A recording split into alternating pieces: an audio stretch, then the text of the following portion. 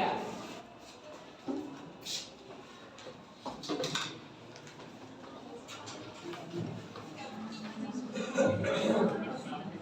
देखो हम लोग क्लास 10th का ये पहला चैप्टर करंट इलेक्ट्रिसिटी पढ़ने जा रहे हैं।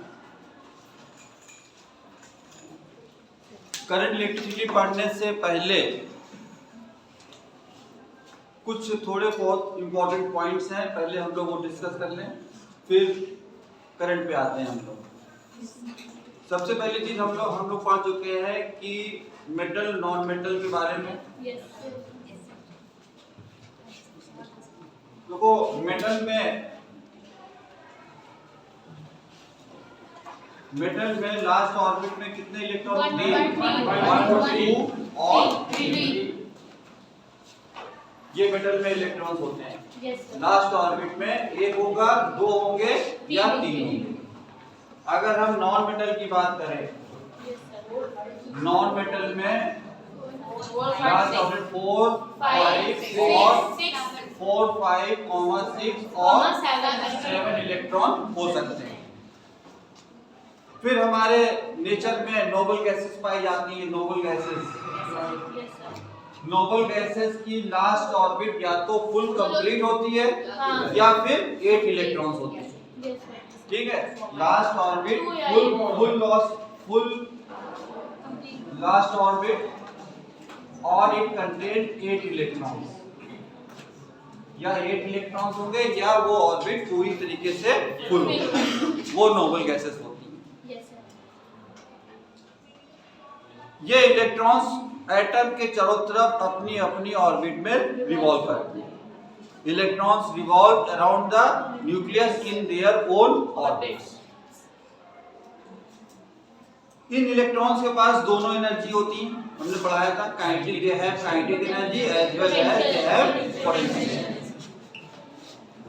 Due to the kinetic energy, the electrons revolve around the nucleus, and the potential energy maintain the position of electron in the orbit. If any atom gain the energy from any external source, अगर ये कोई atom बाहर से इनको अगर energy मिल जाती है, तो अगर मेटल है, मतलब लास्ट ऑर्बिट में 1 2 या 3 इलेक्ट्रॉन है, तो ये इलेक्ट्रॉन एनर्जी गेन करके अपनी ऑर्बिट को छोड़ के इंटरमॉलिक्यूलर स्पेस में आ जाते हैं। जैसे फॉर एग्जांपल अगर हम देखें, एग्जांपल एल्युमिनियम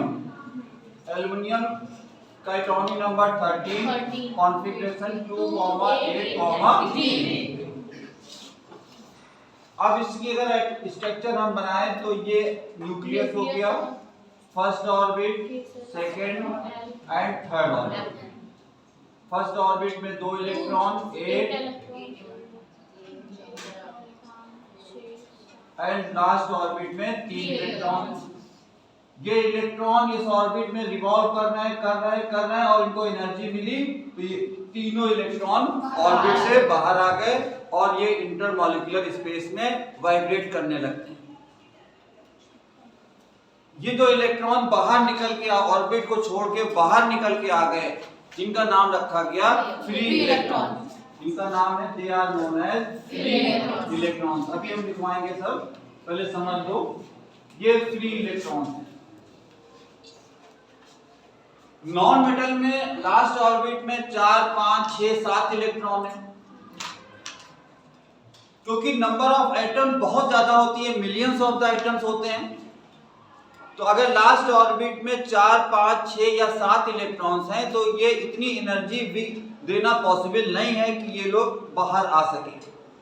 तो नॉन मेटल्स में फ्री इलेक्ट्रॉन्स नहीं होते। नॉन मेटल में इलेक्ट्रॉन्स ऑर्बिट छोड़ के बाहर नहीं आ सकते। क्यों? Because it is not possible to give sufficient energy, उनको एनर्जी देना पॉसिबल नहीं है। लेकिन अगर 1 2 या 3 इलेक्ट्रॉन है, इनको एनर्जी देके हम बाहर निकाल सकते हैं, क्योंकि इलेक्ट्रॉन्स और एटम में इलेक्ट्रॉन्स हैं, प्रोटॉन्स हैं और न्यूट्रॉन्स हैं।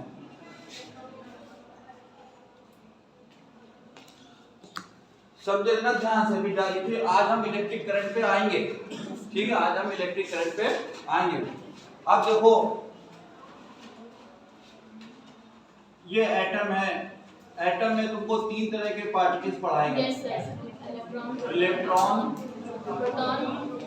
प्रोटॉन्स और न्यूट्रॉन्स। प्रोटॉन्स को, इलेक्ट्रॉन्स को नेगेटिव चार्ज माना गया, नेगेटिवली चार्ज पार्टिकल।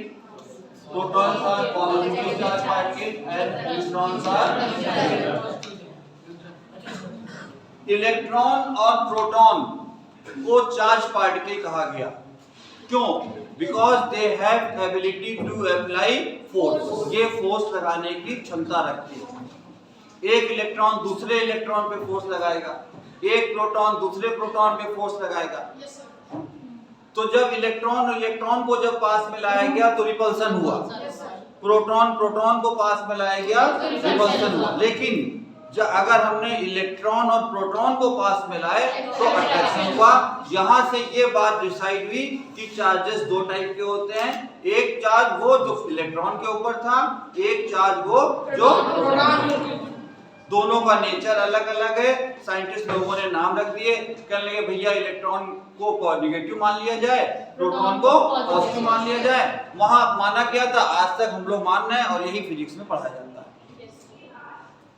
तो चार्ज, कॉन्सेप्ट ऑफ चार्ज, पहली हेडिंग हमारी है, फर्स्ट हेडिंग हम लोग की इस चैप्टर की, concept of charge.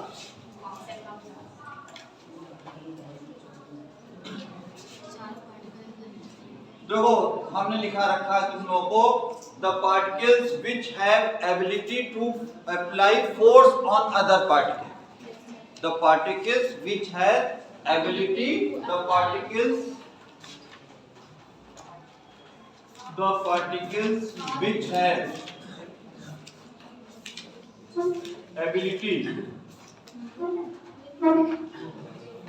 ability to apply force on other particles are called charged particles. Charged particles क्या है? Charges are of 2 types. Types of charges. Next in download, types of charges. Types of charges. लिख लो, charges are of 2 types. Charges are of 2 types. Number 1, positive charge. Number 2, negative charge. Number 1, positive charge. Positive charge में लिख लो protons are positively charged particles. Protons are positively charged particles. Positively charged particles. Number 2, negative charge.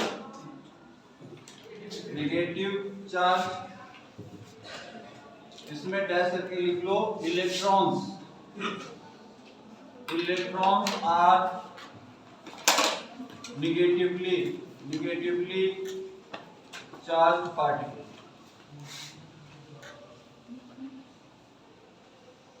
Negatively charge particle. Electrons के ऊपर negative charge होता है और protons के ऊपर positive charge होता है। देखो जैसे हम लोग पढ़ते हैं law of conservation of energy, law of conservation of mass, इसी तरह law of conservation of charge भी होता है। चार्ज जो है ना तो हम क्रिएट कर सकते हैं ना हम डिस्ट्रॉय। चार्जेस का ट्रांसफर होता है, एक बॉडी से दूसरी बॉडी में चार्ज चला जाएगा, ठीक है, दूसरी बॉडी से फिर सेम बॉडी में आ सकता है। तो चार्जेस जो होते हैं कंजर्व होते हैं, ठीक है, ट्रांसफर हो सकता है बट दे आर नॉट, इनको हम क्रिएट नहीं कर सकते ना हम इनको डिस्ट्रॉय कर सकते, ठीक है। इसको लिखने की जरूरत नहीं है, ये 12th में पढ़ाया जाएगा तुम लोगों को। और एक होता है quantization of charge. Quantization of charge, इसको लिख लो जरा। हाँ, quantization of charge. Quantization of charge देखो चार्ज जो होता है, सब तो ध्यान से बोलो मत। अगर चार्ज का मतलब चार्ज का ट्रांसफर हुआ, इसका मतलब इलेक्ट्रॉन्स का ट्रांसफर हुआ।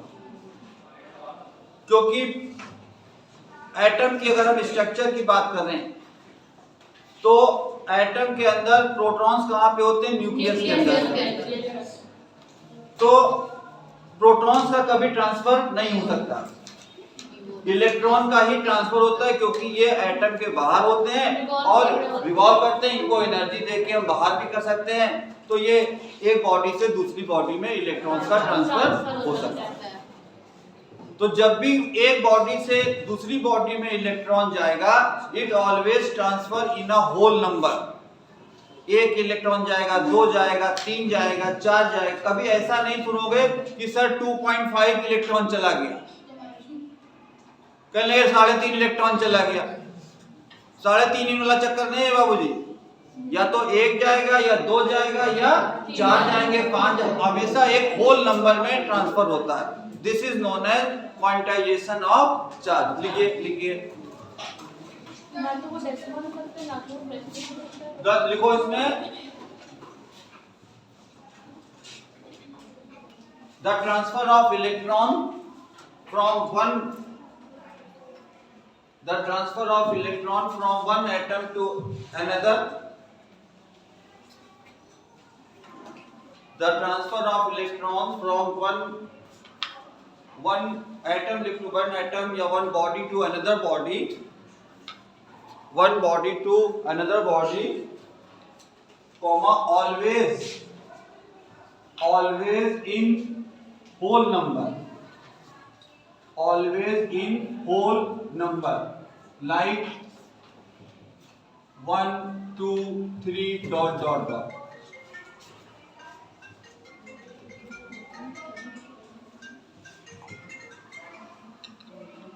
Like 1 2 3 dot dot dot.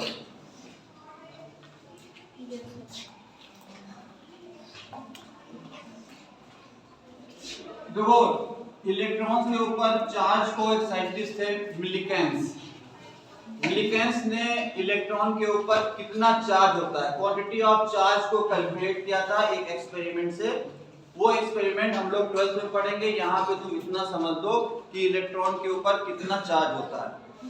ठीक है, लिखो the charge on one electron, charge on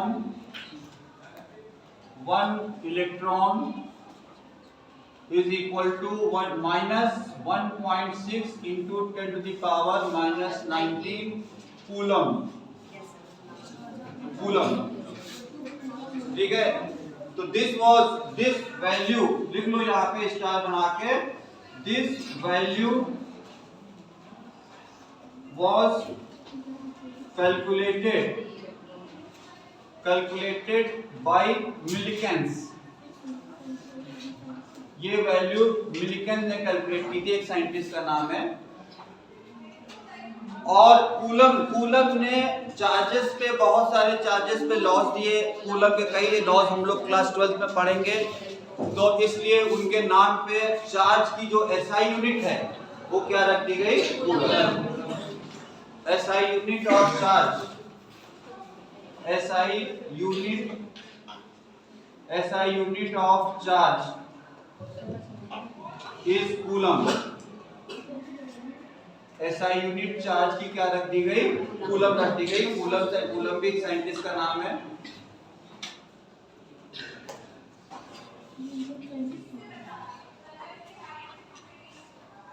proton के ऊपर भी सेम क्वांटिटी का चार्ज होता है, बट प्रोटॉन है पॉजिटिव चार्ज।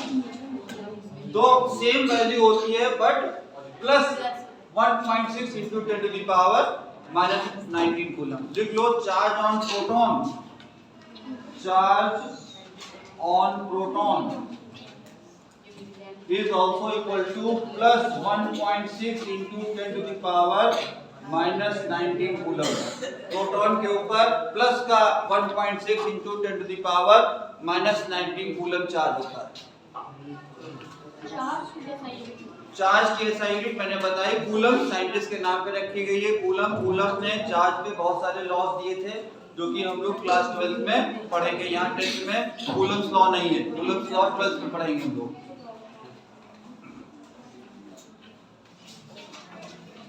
अब लिख लिया बेटा?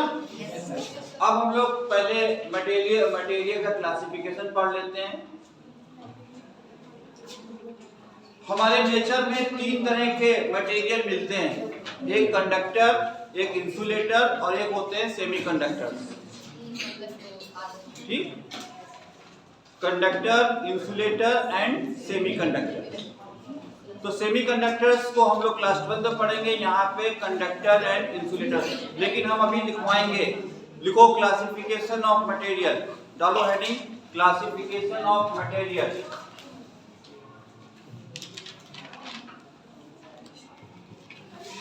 क्लासिफिकेशन ऑफ मटेरियल, इसमें नंबर 1 लिख लो conductors. Conductors number 1 conductor heading डालो और इसको नोट करो। कंडक्टर पहले लिख लो फिर समझाते हैं। कंडक्टर लिखो the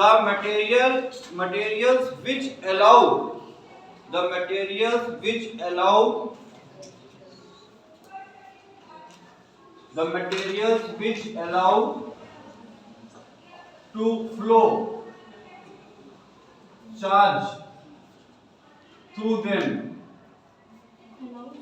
the material which allow to flow charge through them, ऐसे मटेरियल जिनके थ्रू चार्ज फ्लो कर सके उनको क्या बोलेंगे? Conductors. The material which allow to flow the charge are through them are known as conductor। Conductor का मतलब उसमें इलेक्ट्रिक करंट फ्लो करेगी। इनके थ्रू करेंगे, इनके थ्रू इन्हीं से, यस सर, ठीक है। Through them are called conductors. Example लिख लो all the metals are conductors। all the metals are conductors। सारे के सारे मेटल्स होते हैं वो कंडक्टर होते हैं। जैसे कॉपर टाइप। हाँ, कॉपर हो गया, एल्युमिनियम हो गया, जिंक है, लेड है, मरकरी, सब में इलेक्ट्रिक करंट फ्लो करेगा। All the metals are the conductor of electricity. लेकिन सबसे बेस्ट कंडक्टर जो होता है वो सिल्वर। लिख लो स्टार बना के point. Silver is the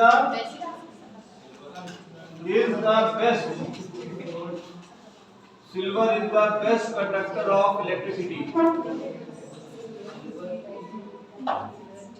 silver सबसे अच्छा कंडक्टर सिल्वर होता है। जो तुम लोगों के जो महंगे फोन आते हैं, जैसे एप्पल का फोन हो गया, इनमें अंदर सिल्वर की वायरिंग होती है, इसीलिए कॉस्टली होते हैं। सिल्वर में रेजिस्टेंस बहुत कम होती है, अभी हम आगे पढ़ाएंगे। जैसे महंगे जो लैपटॉप होते हैं 1 लाख के 1.5 लाख के, वो इसीलिए उनकी कॉस्ट बढ़ती है, अंदर सिल्वर की वायरिंग होती है। और silver is the best conductor, तो वो अच्छा वर्क करता है। हमारा ऑपरेटर, हमारे डिवाइस जो है वो अच्छा काम करेगी, इसीलिए कॉस्ट बढ़ जाती है। सिल्वर के बाद दूसरा जो सबसे अच्छा कंडक्टर है वो है कॉपर। हम लोग घरों के अंदर जो वायरिंग यूज करते हैं ये कॉपर है।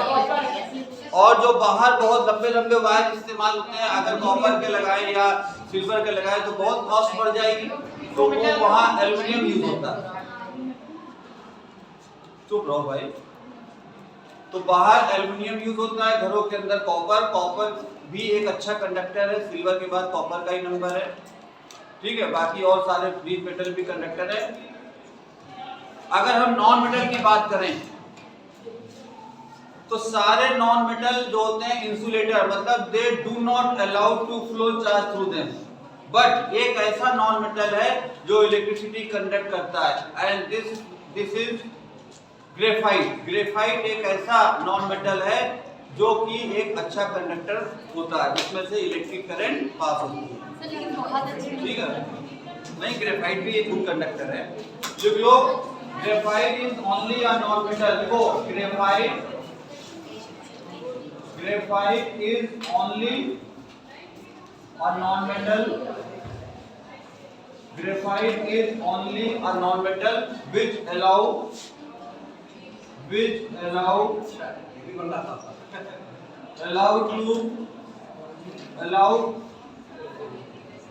to flow charge through them.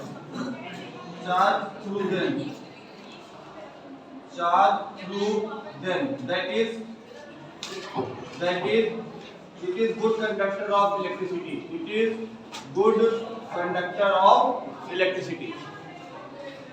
अगर हम नॉन मेटल की बात करें तो एक दुनिया का केवल एक नॉन मेटल ऐसा है जो इलेक्ट्रिसिटी कंडक्ट करता है, वो है graphite. It is a crystalline form of carbon. ठीक है, हम केमिस्ट्री में पढ़ेंगे कार्बन एंड कंपाउंड चैप्टर में, वहां पे आपको ग्रेफाइट पढ़ाया जाएगा. ठीक है, कार्बन होता है, प्योर कार्बन है, कार्बन की फॉर्म होती है और ये अच्छा कंडक्टर है. अब नेक्स्ट हेडिंग डालो insulator, second material.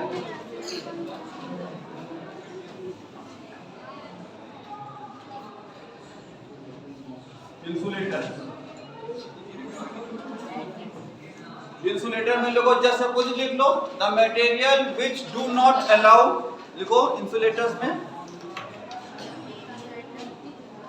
The materials which do not allow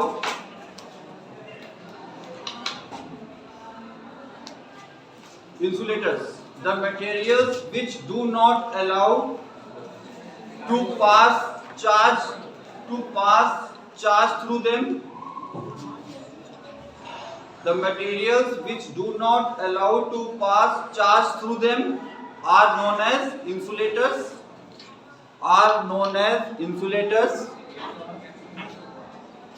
इसके एग्जांपल्स में देखो, जितना नॉन मेटल हो गए जैसे ग्लास है, वुड है, रबर है, ठीक है, प्लास्टिक है, इन सब में इलेक्ट्रिक करंट नहीं, फाइबर हो गया, तो ये जो सब इंसुलेटर के अंदर ये सब इंसुलेटर्स हैं. सर ऑल नॉन मेटल्स लिखिए ना एग्जांपल. हाँ, नॉन मेटल्स हो गए, और non metals accept graphite, non metals accept graphite. ठीक है, जैसे आपका ग्लास हो गया, वुड हो गया, रबर, प्लास्टिक एक्सेट्रा, ये सब क्या है? इंसुलेटर. थर्ड टाइप के जो मटेरियल होते हैं इनका हम खाली इंट्रोडक्शन आपको देंगे, ये डिटेल में क्लास 2 में पढ़ाए जाएंगे, लेकिन इनका इंट्रोडक्शन समझ लो. थर्ड जो मटेरियल होते हैं दे आर सेमीकंडक्टर.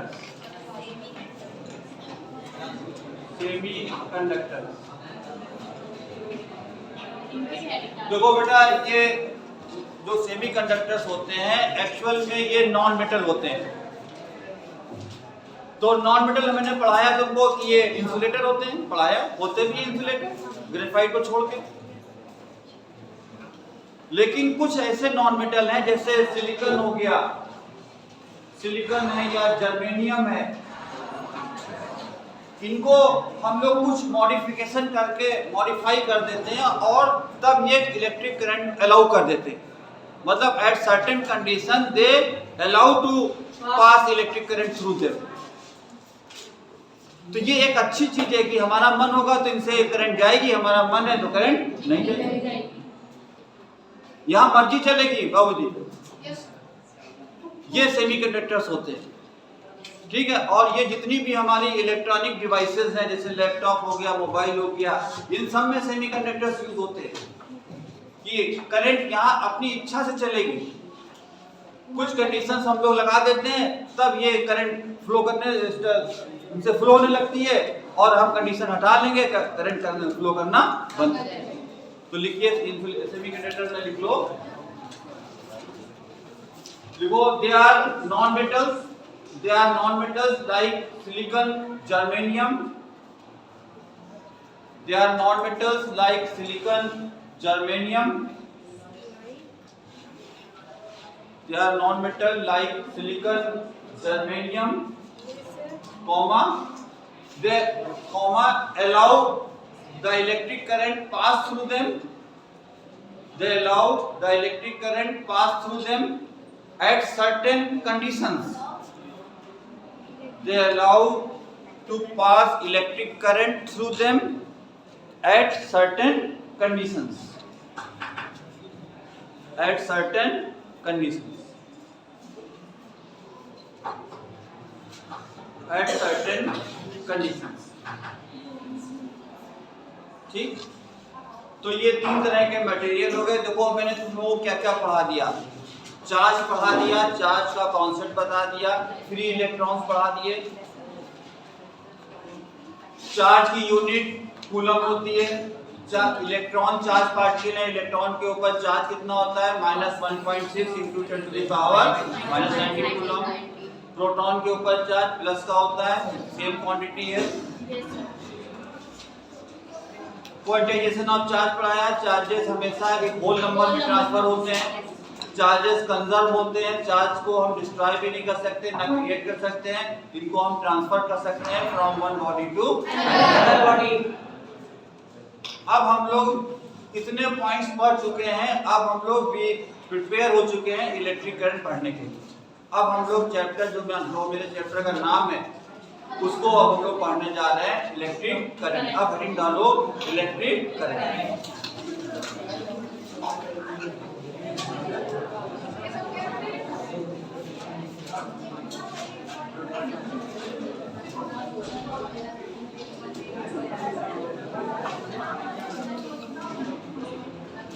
बस सुनो, देखो अब समझो, पहले समझो, अभी हम लिखवा देंगे, पहले समझो, समझना बहुत जरूरी है, ध्यान से समझना जरा। देखो फॉर एग्जांपल एक वायर ले रहे हैं, एक वायर का एक पार्ट ले रहे हैं, इसको समझाने के लिए थोड़ा सा वायर हमने थिक बनाया है। वायर होते हैं पतले, थिन होते हैं, हमने समझाने के लिए थिक वायर बनाया है। देखो कौन बोल रहा है, चुप करो जरा, बंद करो।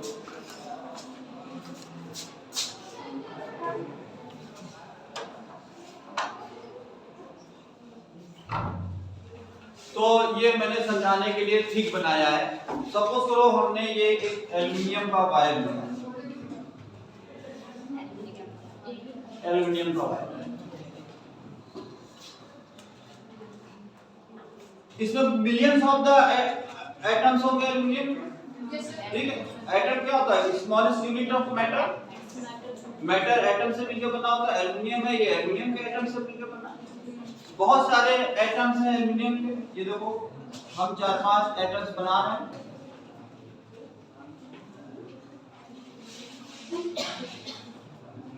हमने एल्युमिनियम का एटॉमिक नंबर बता रखा है 13 कॉन्फिगरेशन। इसमें फ्री इलेक्ट्रॉन्स कितने हैं, 3 फ्री इलेक्ट्रॉन्स हैं 3। इसने एटमॉस्फेयर से एनर्जी गेन की और इन सब से इलेक्ट्रॉन्स निकल के ये इंटरमॉलिक्यूलर स्पेस में ये आ गए। ये सब क्या हमने बनाए, free electrons, free electrons aluminium से निकल के इंटरमॉलिक्यूलर स्पेस में आ गए। क्लास 9 में तुमने पढ़ा है कि एल्युमिनियम 3 इलेक्ट्रॉन डोनेट करेगा तो इसके ऊपर 3 पॉजिटिव चार्ज आता है, ठीक है, कैटायन होता है, ये पढ़ाया गया होगा। तो ये जितने भी एल्युमिनियम थे ये चार्ज बन गए, पॉजिटिवली चार्ज बन गए, सबके ऊपर 3+ चार्ज आ जाएगा और ये फ्री इलेक्ट्रॉन्स बाहर आ चुके हैं। ठीक, सीक्वेंस समझते रहना। एल्युमिनियम वायर है, एल्युमिनियम में 3 फ्री इलेक्ट्रॉन्स होते हैं एक एटम में। इसने एनर्जी गेन की, इनके फ्री इलेक्ट्रॉन्स निकल के बाहर आ गए, कहां आ गए, इंटरमॉलिक्यूलर स्पेस में आ गए। इन इलेक्ट्रॉन्स के पास पहले ही बहुत एनर्जी थी, हमने और एक्स्ट्रा दे दी, एटमॉस्फेयर से इनको और मिल गई, तो इनके पास इतनी ज्यादा एनर्जी होती है कि वो उस एनर्जी से जो इलेक्ट्रॉन जहां है वहीं पे कूदता भागता रहता है, जंप करता है। ये इधर भागा जा रहा है, कोई इधर भागा जा रहा है, कोई इधर भागा जा रहा है, क्योंकि दे हैव एनर्जी। एनर्जी है तो रुके तो ही नहीं, भागेंगे। फिर यहाँ वॉल से टकराते हैं, इधर टकरा के इधर आता है, जो इलेक्ट्रॉन जहां पे है वहीं पे बहुत तेज चक्कर लगा टकराता रहता है। इतनी एनर्जी होती है, इतनी एनर्जी होती है कि ये इलेक्ट्रॉन जो फ्री इलेक्ट्रॉन निकलता है बाहर, ये अप्रॉक्स लगभग 10 to the power 5 मीटर पर सेकेंड वेलोसिटी से मूव करता है, 1 लाख मीटर पर सेकेंड। एल्युमिनियम का वायर था, फ्री इलेक्ट्रॉन इंटरमॉलिक्यूलर स्पेस में आए, किस वेलोसिटी से जंप कर रहे हैं? 10 to the power 5 मीटर पर सेकेंड से जंप कर रहे हैं, लेकिन जो इलेक्ट्रॉन जहां है वहीं पे कूद रहा है, आगे नहीं बढ़ रहा। जो इलेक्ट्रॉन जहां पे है वहीं पे जंप कर रहा है।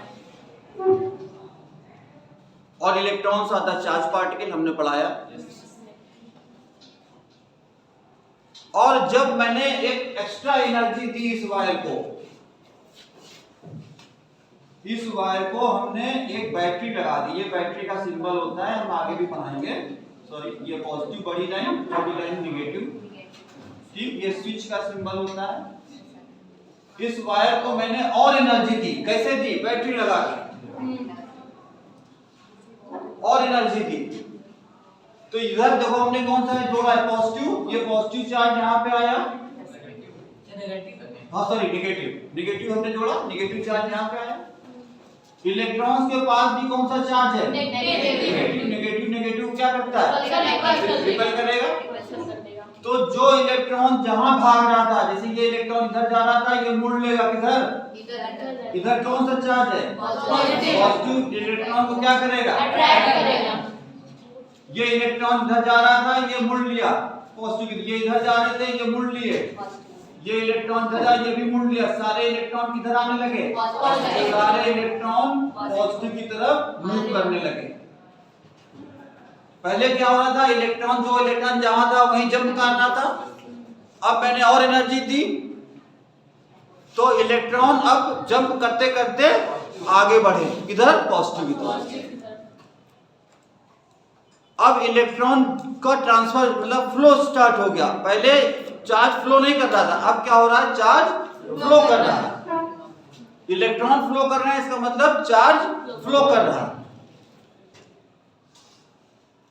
और electrons are the charge particle, हमने पढ़ा रखा है। इलेक्ट्रॉन्स फ्लो कर रहे हैं, इसका मतलब चार्ज का फ्लो,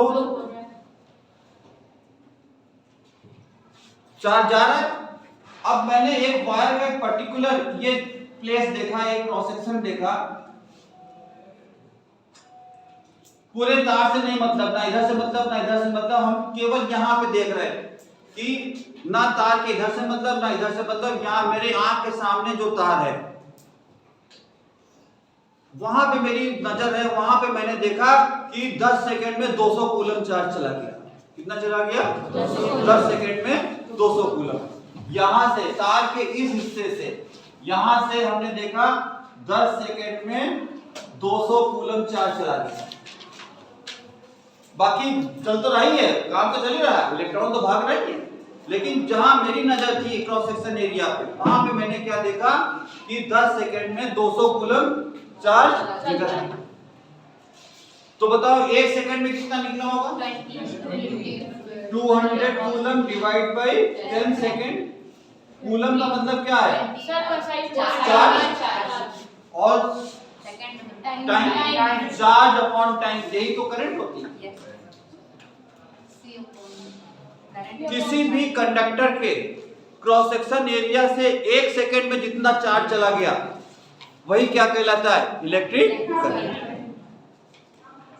फिर समझो, किसी भी कंडक्टर के क्रॉस सेक्शन एरिया से यूनिट टाइम में जितना चार्ज फ्लो करेगा वो कहलाएगा, वही कहलाता है इलेक्ट्रिक करंट। करंट का मतलब होता क्या है? धारा। जैसे विंड करंट होती है, हवा बहना, वाटर करंट होता है, पानी बहना। यहाँ कौन बह रहा है? इलेक्ट्रॉन। ये कौन सी करंट है? Electric current. लेकिन इसकी न्यूमेरिकल वैल्यू कैसे निकालते हैं? The flow of charge through unit cross section area of conductor in unit time. किसी भी कंडक्टर के यूनिट क्रॉस सेक्शन एरिया से 1 सेकंड में जितना चार्ज चला गया वही क्या कहलाता है? Electric current. कैसे निकालते हैं? 1 सेकंड में अगर हमें करंट निकालनी तो हमको क्या करते हैं? हम चार्ज को टाइम से डिवाइड कर देते हैं। तो डेफिनेशन फिर समझो, the flow of charge through unit cross section area of conductor in unit time. एक सेकेंड में किसी कंडक्टर के क्रॉस सेक्शन एरिया से जो चार्ज चला गया वही क्या कहलाता है? Electric current.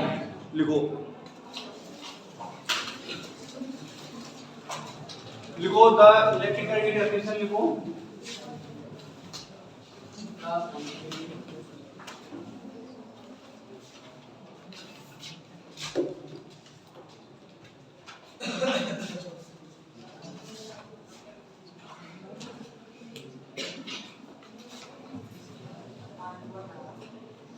लिखो the flow of charge through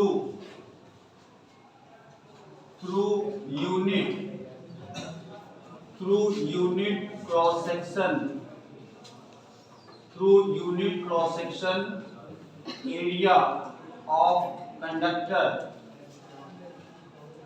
in unit time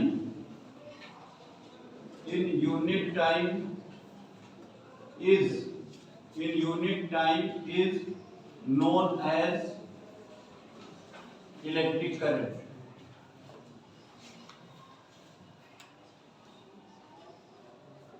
The flow of charge through unit cross section area of conductor in unit time is known as electric current। एक सेकेंड में किसी भी कंडक्टर के unit cross section area से जितना charge चला गया वही क्या कहलाता है? Electric current. समझ में आ रहा नहीं आ रहा? Yes sir. इलेक्ट्रिक करंट समझ में आ गई? Yes sir. ठीक है, फ्लो हो रहा है, चार्ज का फ्लो हो रहा है, एक सेकेंड में यूनिट क्रॉस सेक्शन एरिया से जितना चार्ज जाएगा वही electric current.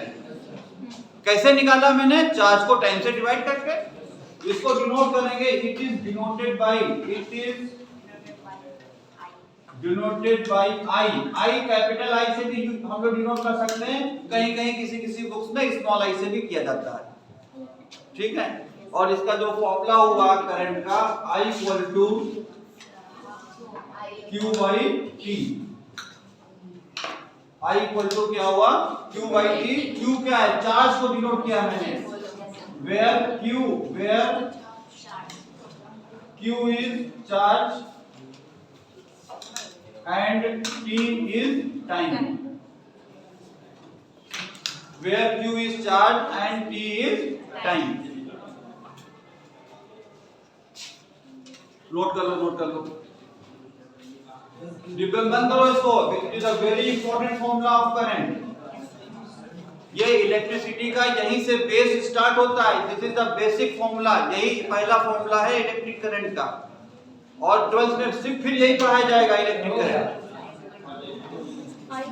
I equal to electric current. I का मतलब क्या है? इलेक्ट्रिक। इसकी यूनिट देखो अगर हम निकालें, SI unit of electric current, SI unit of electric current अगर हम देखें,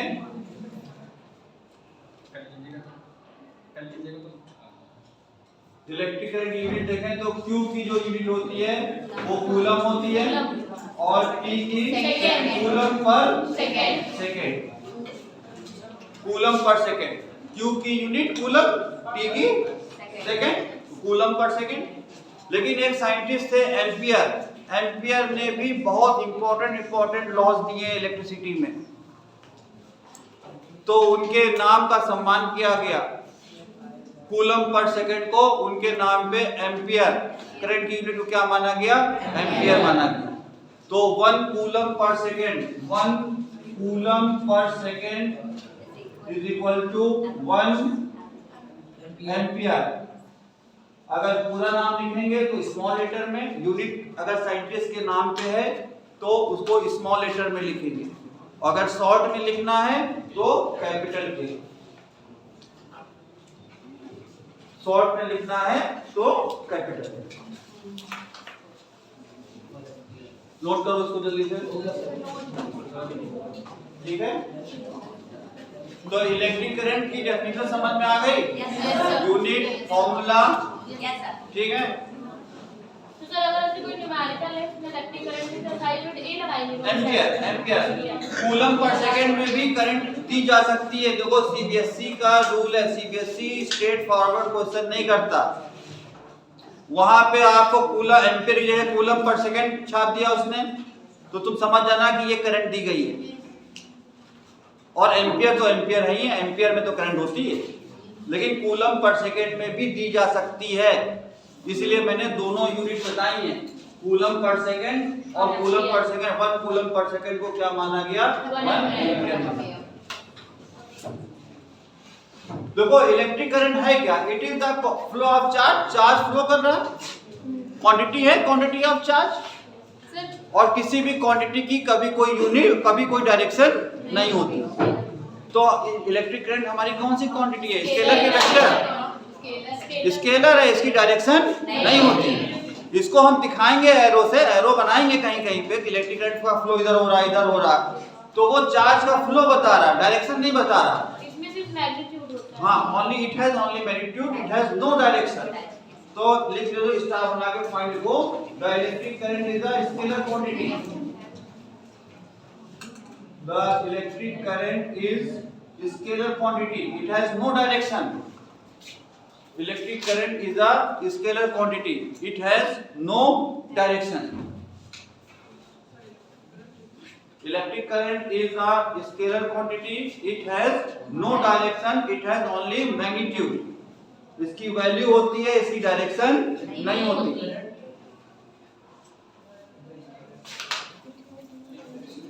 It has only magnitude but no direction. ऐसे लिख लो, it has only magnitude but no direction. Sir cross section area कौन सा होता है? क्रॉस सेक्शन एरिया जैसे बीच का, बीच, जैसे मान लो ये है, ये वायर था, तो हम केवल इतना एरिया की बात कर रहे हैं, ना हम इस एरिया की बात कर रहे हैं, ना क्रॉस सेक्शन एरिया मतलब हम इसको काट दिए पेन को, तो जो एरिया हमको सामने दिख रहा है वो क्रॉस सेक्शन एरिया।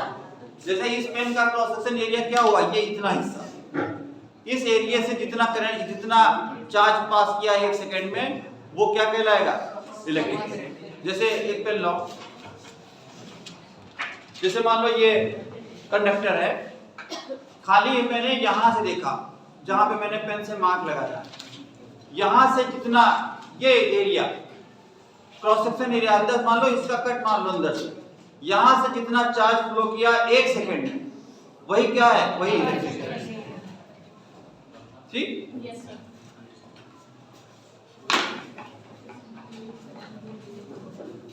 अब देखो बेटा, तुम लोगों को हमने इलेक्ट्रिक करंट का फॉर्मूला पढ़ाया, I equal to Q by T।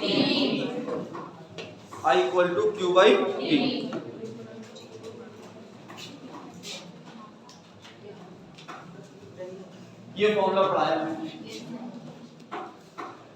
यहाँ जो चार्ज फ्लो हो रहा है वो किसके फॉर्म में फ्लो हो रहा है? कौन जा रहा है?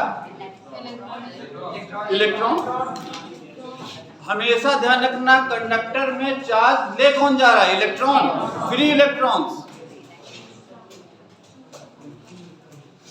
अगर मान लो हमने बता, तो चार्ज की यूनिट तो है कूलम, लेकिन चार्ज का ट्रांसफर किसके फॉर्म में हो रहा है? इलेक्ट्रॉन के फॉर्म में। तो अभी मैंने समझाया कि 1 सेकंड में जितना चार्ज गया, चार्ज क्या मतलब? इलेक्ट्रॉन गए। मान लो 20 इलेक्ट्रॉन निकल गए 1 सेकंड में, तो कितना चार्ज निकल गया? 1 इलेक्ट्रॉन का चार्ज हमें मालूम है, 20 इलेक्ट्रॉन निकल गए, 20 से मल्टीप्लाई कर दो, कर लो भैया, इतना चार्ज चला गया 1 सेकंड में। अरे भाई मान लो ये वायर है, ये वायर है, यहाँ से 20 इलेक्ट्रॉन चले गए, तो कितना चार्ज ट्रांसफर हुआ? 1 इलेक्ट्रॉन पे चार्ज होता है इतना, कितने इलेक्ट्रॉन गए? मल्टीप्लाई कर दो 20 से, इंटू 20। ठीक है, अगर हम इसको charge on 1 electron, charge on 1 electron को E मान लें, फिर वो चार्ज ऑन 1 इलेक्ट्रॉन को E मान लें, और नंबर ऑफ इलेक्ट्रॉन्स को जिसके यहाँ 20 माना है, अगर हम n मान लें, लेट नंबर ऑफ इलेक्ट्रॉन्स जिसको हमने n माना, तो चार्ज निकालने के लिए हमने क्या किया, किससे मल्टीप्लाई किया, चार्ज ऑन इलेक्ट्रॉन को नंबर ऑफ इलेक्ट्रॉन से मल्टीप्लाई किया। तो चार्ज ऑन इलेक्ट्रॉन E है, नंबर ऑफ इलेक्ट्रॉन n है, तो Q इक्वल टू क्या लिख सकते हैं, Ne इनटू E। तो Q इक्वल टू क्या लिखेंगे, Ne। n क्या हो गया, नंबर ऑफ इलेक्ट्रॉन, E क्या है, चार्ज ऑन 1 इलेक्ट्रॉन। अगर 100 इलेक्ट्रॉन गए तो कितना चार्ज किया, 100 multiplied by this, 100 multiplied by charge on 1 electron. तो फिर करंट का एक और फॉर्मूला हमको मिला, I इक्वल टू Q की जगह क्या लिख सकते हैं, Ne बाई T। यहाँ से भी हम लोग इलेक्ट्रिक करंट निकाल सकते हैं। अगर वो कह रहा है कि 1 सेकंड में 1500 इलेक्ट्रॉन पास हुआ, तो कितनी करंट हुई, तो 1500 multiplied by charge on 1 electron divide by time. ठीक है, कल हम इसके जो है तुम लोगों को न्यूमेरिकल्स करवाएंगे। पहले इलेक्ट्रिक करंट के, ये इलेक्ट्रिक करंट का कॉन्सेप्ट खत्म। आज मैंने तुमको शुरू से पढ़ाया है। मेटल कंडक्टर होते हैं, क्यों होते हैं, क्योंकि फ्री इलेक्ट्रॉन्स होते हैं। चार्जेस दो तरह के हो गए, पॉजिटिव निगेटिव। चार्जेस दो तरह के हो गए, पॉजिटिव निगेटिव। इलेक्ट्रॉन के ऊपर पॉजिटिव, प्रोटॉन के इलेक्ट्रॉन के ऊपर निगेटिव, प्रोटॉन के ऊपर पॉजिटिव। इलेक्ट्रॉन्स का फ्लो हो रहा है यहाँ पे, क्योंकि फ्री इलेक्ट्रॉन्स हैं, इंटरमॉलिक्यूलर स्पेस में है। हमने एनर्जी दी, फ्लो स्टार्ट हुआ, फ्लो जैसे स्टार्ट हुआ तुरंत इलेक्ट्रिक करंट बन गई। ठीक है, इलेक्ट्रिक करंट बन गई, तो इलेक्ट्रिक करंट कितनी कैसे हुई, उसका मैग्नीट्यूड क्या होगा, वो सारी बातें आज हम लोगों ने पढ़ ली। घर से रिवाइज करके आइएगा। नेक्स्ट क्लास में हम लोग इलेक्ट्रिक करंट पे बेस्ड न्यूमेरिकल्स करेंगे और फिर स्टार्ट करेंगे नेक्स्ट पोटेंशियल। नेक्स्ट पढ़ेंगे हम लोग इलेक्ट्रिक पोटेंशियल।